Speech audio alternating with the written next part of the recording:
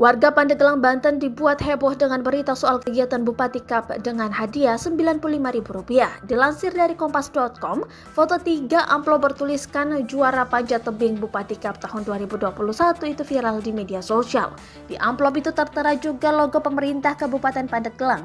Lalu, di sisi masing-masing amplop dalam foto itu berjejer beberapa lembar uang. Saat dihitung jumlahnya Rp165.000.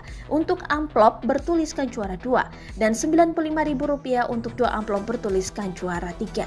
Bupati Pandeglang Irna Narulita segera angkat bicara soal itu. Dirinya mengaku tidak mengetahui adanya kompetisi olahraga bernama Bupati Kap yang berhadiah Rp95.000.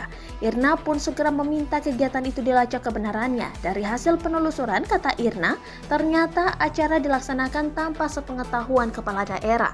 Kami tidak tahu ada event olahraga Bupati Kap yang diselenggarakan di Spora, kata dia melalui keterangan tertulis Minggu 19 Desember 2021.